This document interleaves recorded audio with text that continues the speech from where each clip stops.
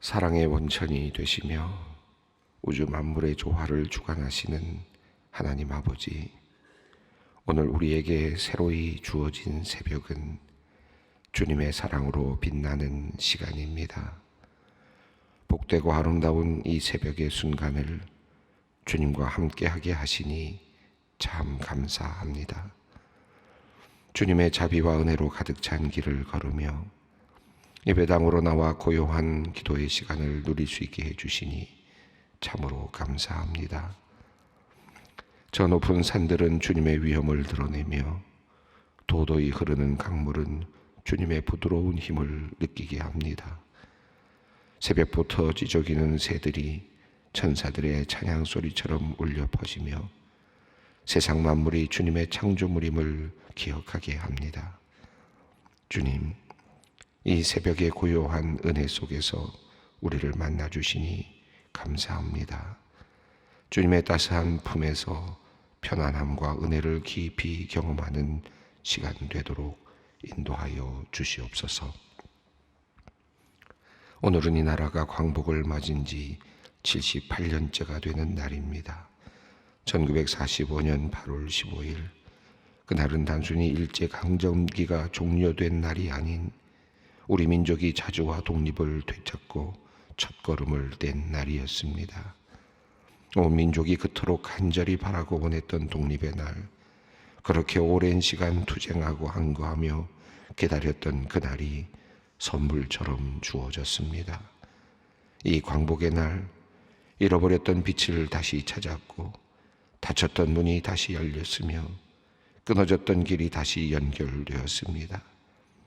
무엇보다도 이 축복의 날은 세계 역사와 우주 만물을 지배하시는 하나님의 크신 섭리 가운데 주어졌음을 고백합니다. 너희는 두려워하지 말고 가만히 서서 여호와께서 오늘 너희를 위하여 행하시는 구원을 보라. 너희가 오늘 본 애굽 사람을 영원히 다시 보지 못하리라고 모세가 백성들에게 외쳤던 것처럼 우리는 세계 열강의 급변하는 정세 속에서 크고 놀라운 손길로 역사하셔서 우리 민족을 구원하시는 하나님의 크신 손길을 경험하였습니다.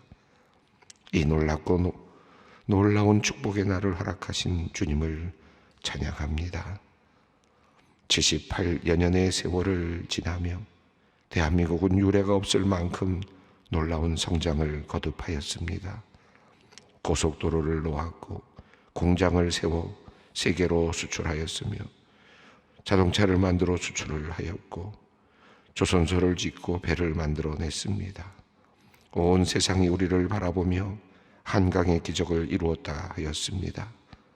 그 기적은 계속해서 이어져 어느덧 우리는 미래의 최첨단 산업인 반도체 생산의 강국이 되었고 온 세계에 K-팝을 수출하는 문화의 강국이 되었습니다.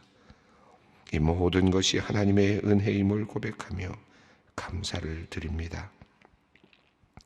비록 지금 여러 가지 어려움이 있고 위기에 봉착한 부분들이 많이 있지만 하나님께서 여전히 우리 민족을 긍휼히 여겨주시며 은혜를 베풀어 주심을 알기에 우리의 부족을 채워주시고 잘못된 것을 고쳐주시며 민족의 마음을 또한 새롭게 하시어 더욱 번영하는 나라로 이끌어 주실 줄로 굳게 믿습니다. 그러하오니 주님, 우리 민족이 이제는 하나님의 사랑을 받은 민족답게 살 수 있기를 원합니다. 이스라엘 백성들을 바벨론 포로에서 귀환토록 하시며 그들이 예루살렘 성전에서 주님께 예배하는 날을 기다리셨던 것처럼 또한 애굽의 포로로 잡혀있던 주님의 백성들을 약속의 땅으로 이끄시어 주님께만 예배하는 백성으로 삼으시기를 원하셨던 것처럼 주님께서 이 나라 대한민국 이 땅의 백성들에게 해방을 선물로 주시고 전쟁과 가난, 혼란 속에서도 이 나라를 지켜주신 것은 이 민족을 주님의 백성으로 삼으시고 주님께 예배하며 주님께 영광을 돌리도록 하심임을 믿습니다. 그러하오니 주님, 이 민족이 주님께서 우리를 향하여 베푸신 은총을 온 세상에 전파하며 주님의 이름을 높이는 백성들 되도록 우리의 마음과 생각을 깨끗게 하시며 새롭게 하여 주시옵소서. 밤마다 새벽마다 세상을 밝히는 수많은 교회의 십자가들처럼 우리도 세상에 주님의 십자가, 주님의 보혈, 주님의 은혜를 전하는 복음의 전사들이 되게 하여 주시옵소서. 소망의 성도들을 위하여 기도합니다.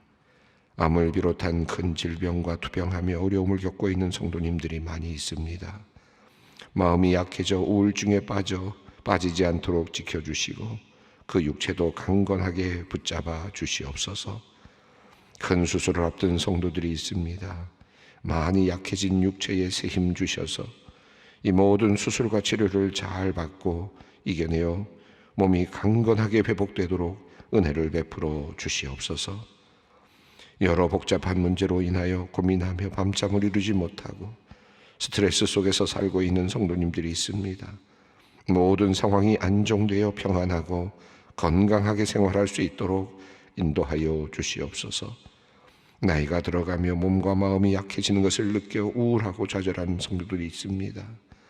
주님 은혜를 베풀어 주시어 몸은 날로 쇠약하지만 그 영혼은 날마다 강건하고 빛나게 하여 주셔서 노년의 삶 가운데 하나님의 말씀 더 붙들게 하시고 말씀이 주시는 은혜와 감동으로 성숙하게 연걸어가는 복된 삶을 보낼 수 있도록 인도하여 주시옵소서. 사랑과 은혜의 주님, 급성 폐렴으로 인하여 지난 10일에 입원하시는 대집사님을 위하여 기도합니다. 갑작스럽게 쓰러져 호흡기에 의지할 수밖에 없는 지금의 형편에서 하루빨리 자신의 의지로 다시 호흡을 시작할 수 있도록 능력의 주님 힘을 더하여 주시옵소서. 남편을 위해 간절히 기도하는 권사님과 모든 가족들의 기도를 들어주시옵소서. 어서 속히 집사님이 병상을 훌훌 털고 다시 가족의 품으로 돌아올 수 있도록 주님 은혜를 베풀어 주시옵소서. 이제 말씀 앞으로 나아갑니다. 지혜와 계시의 성령님, 이 시간 우리에게 진리의 빛을 비추어 주셔서 성영적인 눈과 귀가 열리게 하여 주시고 하나님께서 주시는 말씀의 비밀을 분명히 깨달아 알고 기쁜 마음으로 내 삶 가운데 실천하며 열매 맺는 삶을 살게 하여 주시옵소서. 우리 주 예수 그리스도의 이름으로 간절히 기도드리옵나이다. 아멘. 오늘 주시는 말씀은 역대상 12장 23절로 40절 말씀입니다. 역대상 12장 23절로 40절 말씀 함께 봉독하겠습니다.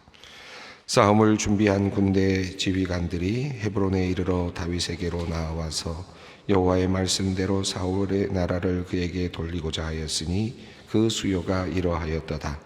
유다 자손 중에서 방패와 창을 들고 싸움을 준비한 자가 6,800명이요 시몬 자손 중에서 싸움을 하는 근용사가 7,100명이요 레위 자손 중에서 4,600명이요 아론의 집 우두머리 여호야다와 그와 함께 있는 자가 3,700명이요 또 젊은 용사 사독과 그의 가문의 지휘관이 22명이요 베냐민 자손 곧 사울의 동족은 아직도 태반이나 사울의 집을 따르나 그 중에 나온 자가 3,000명이요 에브라임 자손 중에서 가족으로 유명한 큰 용사가 28,000명이요 므낫세 반지파 중에 이름이 기록된 자로서 와서 다윗을 세워 왕으로 삼으려 하는 자가 18,000명이요 이사갈 자손 중에서 시세를 알고 이스라엘이 마땅히 행할 것을 아는 우두머리가 200명이니 그들은 그 모든 형제를 통솔하는 자이며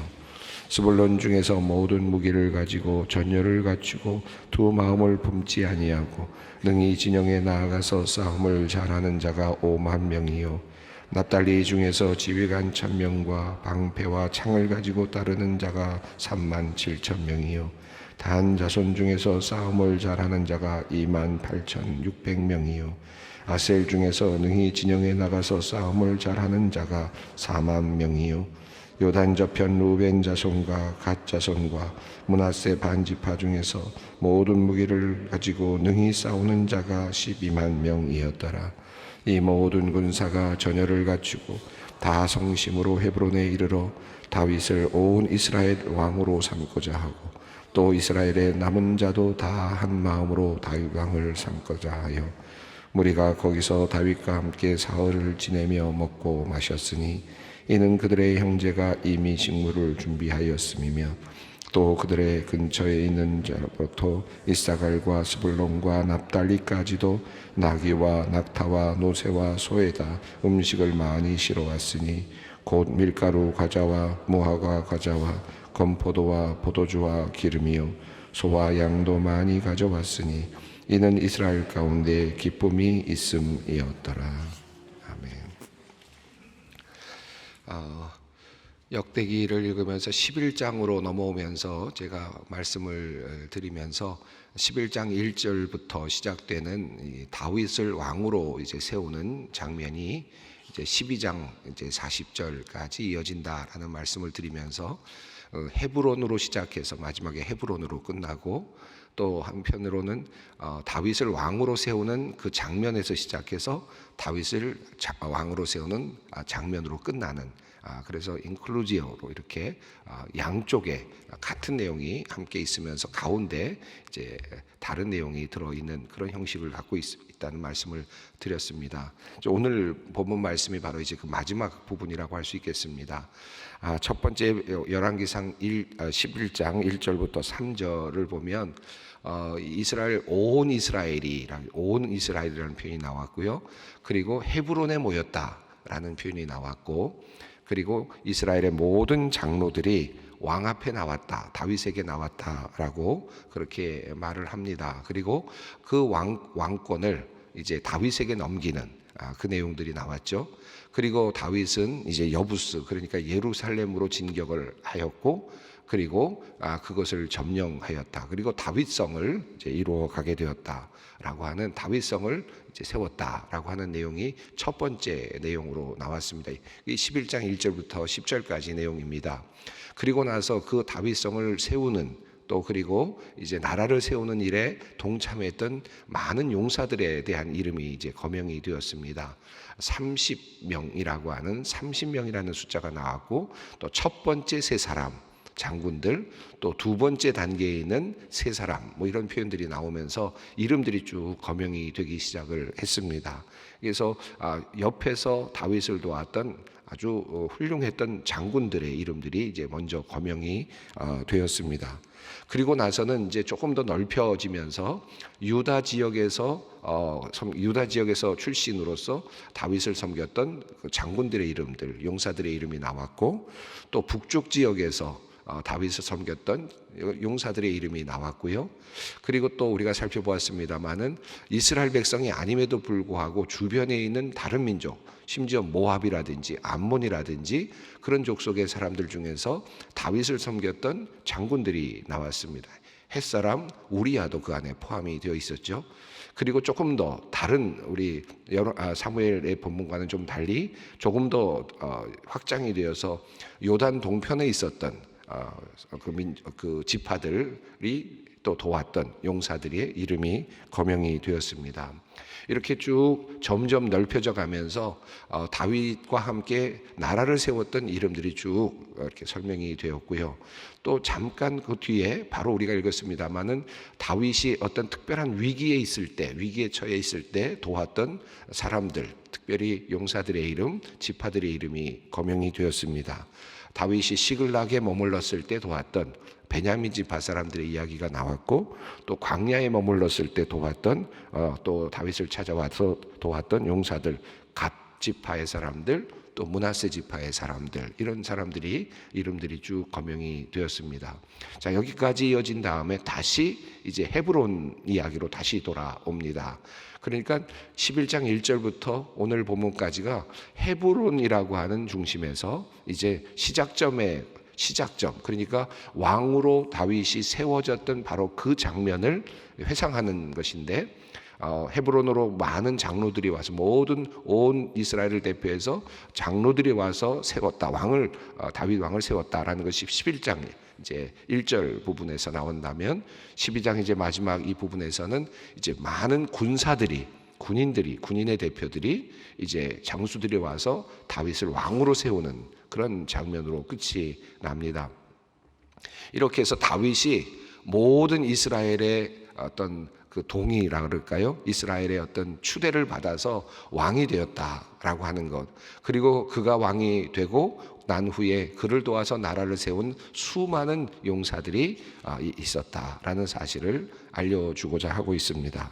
자, 그 관점에서 이제 오늘 본문을 보면 다시 헤브론이라는 이름이 나오고요. 그리고 군인들이 이제 등장을 합니다. 그래서 23절 한번 읽어보겠습니다. 싸움을 준비한 군대 지휘관들이 헤브론에 이르러 다윗에게로 나와서 여호와의 말씀대로 사울의 나라를 그에게 돌리고자 하였으니 그 수요가 이러하였더라. 자, 싸움을 준비한 군대 지휘관들. 앞서 많은 군대 지휘관들의 용사들의 이름이 쭉 거명이 되지 않았습니까? 다양한 부류의 사람들, 또 때에 따라서 또 다윗을 도왔던 수많은 부류의 사람들이 다윗의 삶 속에, 다윗과 함께했던 그 긴 역사 속에, 통치 역사 속에 계속 나타났는데, 그 모든 사람들의 이름을 쭉 요약한 다음에 다시 처음으로 돌아와서 다윗과 함께 시작하는 군대 장군들의 이름, 장군들의 이야기가 나옵니다. 여기는 이제 이름이 나오는 것이 아니라, 사람들의 이름이 나오는 것이 아니라 이제 군사들의 이름이, 군사들의 숫자가 나옵니다. 그러니까 크게 보면 첫 번째 단계에 있었던 세 사람, 제일 크죠. 요압이 제일 먼저 있고, 그 다음에 첫 번째 단계에 있었던 세 장군들, 그 다음 단계에 있었던 세 장군들, 그리고 30명의 장군들 이름이 나왔고, 또 그 다음에는 다양한 부류의 출신의 장군들이 이름이 거명이 됐다면, 이제는 그 수하에 있었던 수많은 병사들의 이름을 다 댈 수가 없기 때문에 그 병사들의 숫자를 지금 대고 있다, 이렇게 볼 수가 있겠습니다. 싸움을 준비한 군대 지휘관들이 헤브론에 이르렀습니다. 이제 다윗을 왕으로 세우고자 함입니다. 다윗을 왕으로 세우는 일은 여호와의 말씀대로 하는 것이었다라고 하는 사실을 말씀하고 있습니다. 그러니까 사울의 나라를 그에게 돌리고자 했던, 사울이 지배했던 이 모든 나라를 이제 다윗에게 이제 돌려서 다윗을 통하여 통치가 일어나도록 하는 일은 하나님의 뜻이었다라고 하는 사실을 말하고 있습니다. 그래서 23절에서 중요한 부분은 여호와의 말씀대로라고 하는 부분이겠습니다. 자, 그 모든 분들이 또 앞서 나왔던 11장에도 이스라엘의 모든 장로들이 하나님께서 이것을 뜻하셨고 계획하셨다라는 것을 인정하는 내용이 나왔죠. 여기서도 마찬가지입니다. 여호와께서 그것을 말씀하셨다. 그래서 이 모든 사람들이 그 말씀에 순종하고자 다윗을 왕으로 세웠다라고 하는 사실입니다.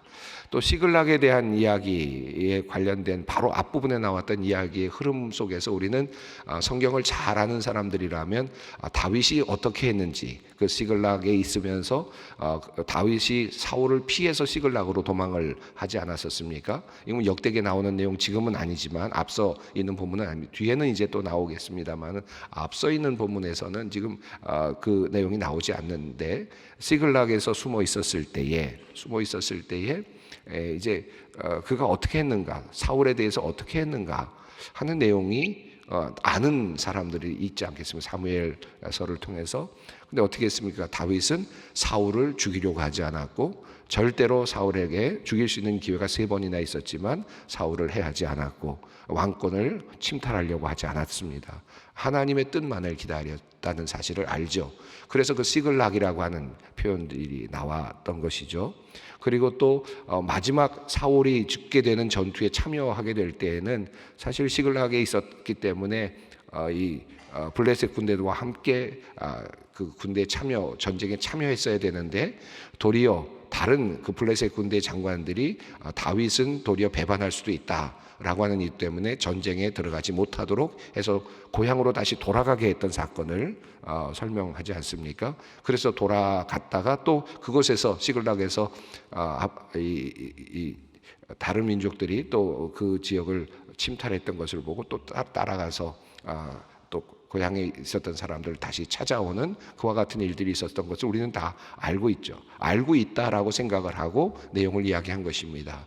자, 그렇게 본다면 지금 이 자리에서는, 이 본문에서는 다윗이 왕으로 세워진 것은 하나님의 뜻이었다라고 하는 사실. 두 번째는 다윗은 스스로가 어떤 의도적으로 사울의 왕권을 빼앗으려고 하거나 하지 않았다. 부정한 일을 저지르지 않았고 인간적으로 사울의 왕권을 탈취하려고 노력하지 않았다. 이것은 전적으로 하나님의 뜻이었다라고 하는 사실을 알려주고자 하고 있습니다. 자, 그런데 그 다음부터 그에게 돌리고자 한 그 숫자들이 쭉 나옵니다. 그래서 이제 사울의 나라를 그에게 돌리고자 하는 그 수요가 쭉 나오는데요. 우선 24절 읽겠습니다. 유다 자손 중에서 방패와 창을 들고 싸움을 준비한 자가 6,800명이요. 이렇게 되어 있습니다.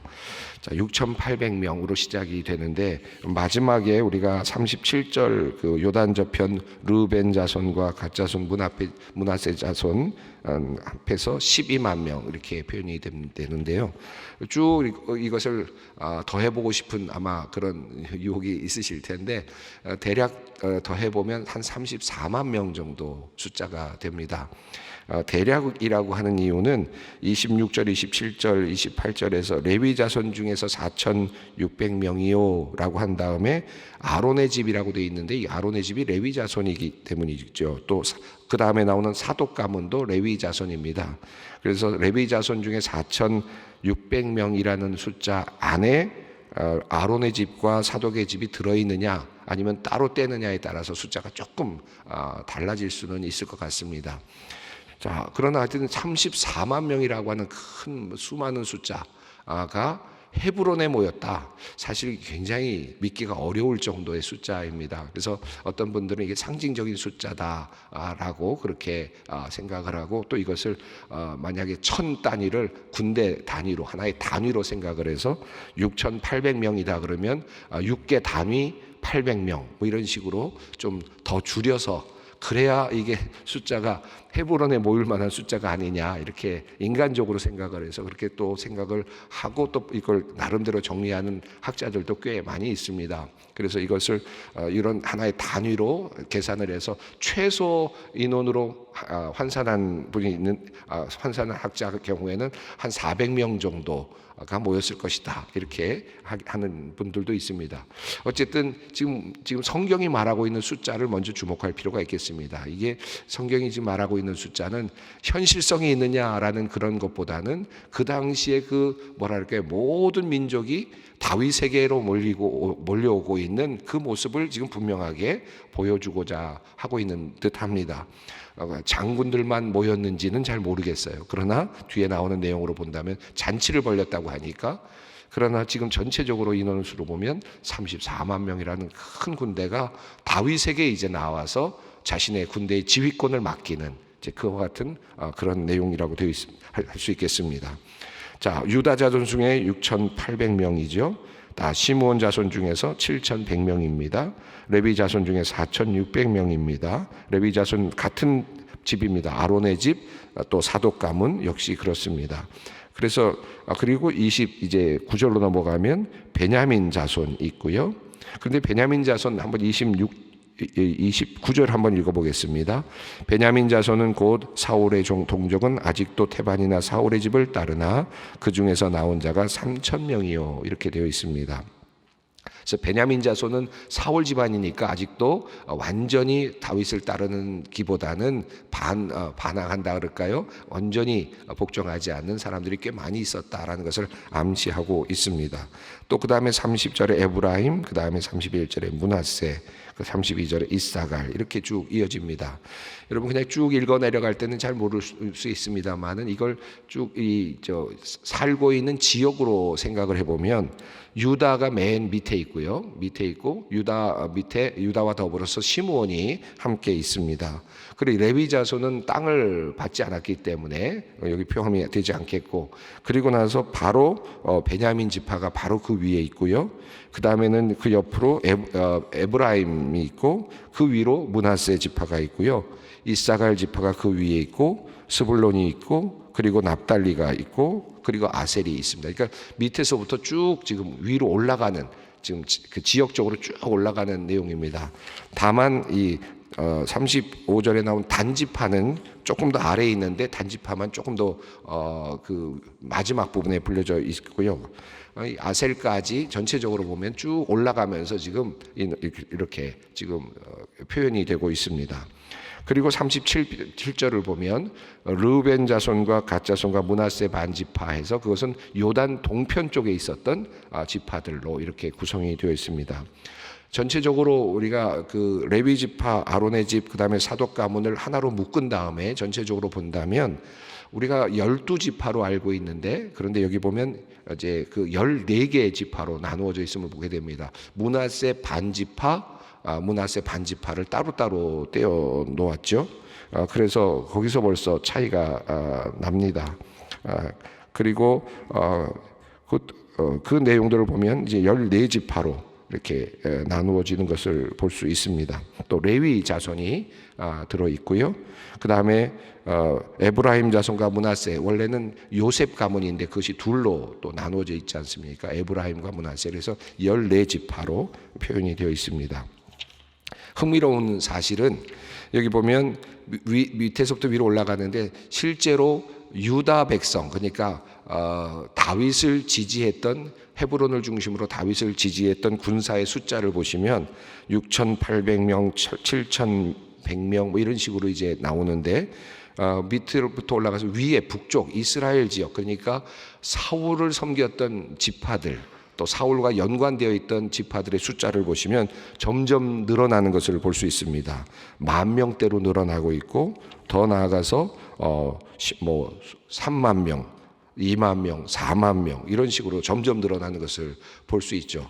그러니까 지금 다윗이라고 하는 왕을 세우기 위해서 지금 실제로 다윗을 이렇게 뭐랄까 옹호하고 처음에 시작했던 유다, 남유다 지역의 그 백성들, 군사의 숫자는 훨씬 적었다라는 것을 보여주고 있고, 도리어 북쪽에 있었던 수많은 군사들의 숫자가 상당히 많았다라는 그런 것을 보여주고 있습니다. 39절과 40절 읽습니다. 무리가 거기서 다윗과 함께 사흘을 지내며 먹고 마셨으니 이는 그들의 형제가 이미 식물을 준비하였음이며, 또 그들 근처에 있는 자로부터 이사갈과 스불론과 납달리까지도 나귀와 낙타와 노새와 소에다 음식을 많이 실어왔으니 곧 밀가루 과자와 무화과 과자와 건포도와 포도주와 기름이요 소와 양도 많이 가져왔으니 이는 이스라엘 가운데서 기쁨이 있었더라. 이사갈, 스불론, 납달리는 북쪽에 있는 그런 지파들인데, 그들이 지금 같은 마음으로, 한 마음으로 지금 모든 음식, 잔치 음식을 준비해서 와서 잔치를 벌였다라고 하는 그런 내용입니다.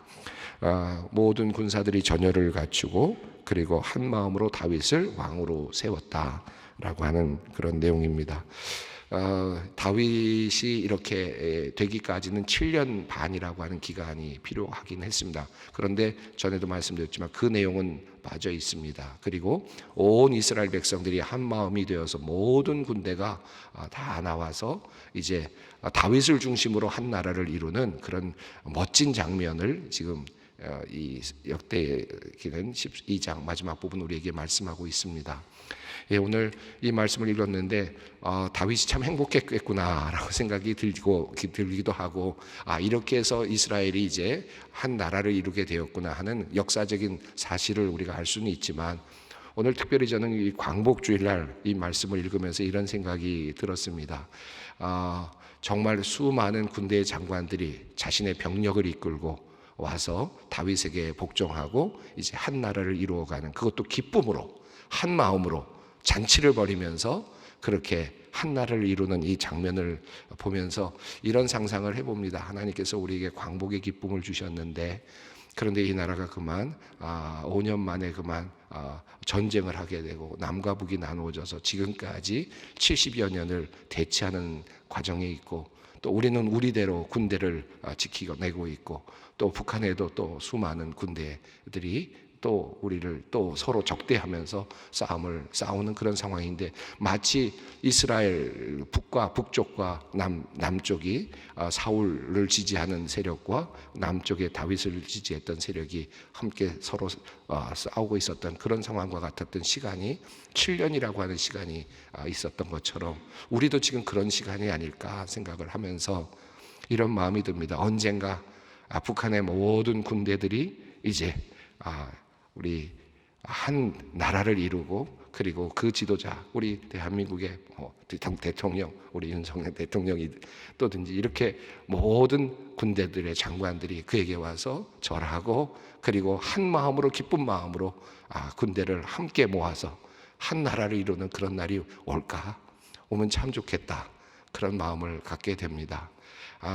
전에는 적이었는데, 그리고 그들의 그 큰 숫자가 적의 숫자였는데, 싸움을 싸워서 이겨야 되는 힘겨운 그런 적의 숫자였는데, 그 많은 숫자가 그들이 스스로 나와서 이제 우리 편이 되고 한 군대를 이루는 그와 같은 역사가 일어났던 것을 생각하면서 우리나라의 역사도 얼마든지 그렇게 될 수 있다라고 하는 마음으로 북한에 있는 모든 군대가 다 하나가 될 수 있는, 우리 모두가 다 하나가 될 수 있는 그런 날 하나님께서 꼭 주시기를 바라는 마음으로 우리 나라를 위해서 함께 기도했으면 좋겠습니다. 함께 기도하겠습니다. 하늘에 계신 우리 아버지, 아버지의 이름을 거룩하게 하시며 아버지의 나라가 오게 하시며 아버지의 뜻이 하늘에서와 같이 땅에서도 이루어지게 하소서.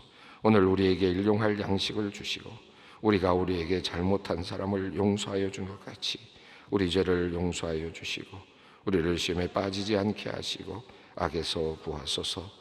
나라와 권능과 영광이 영원히 아버지의 것입니다. 아멘.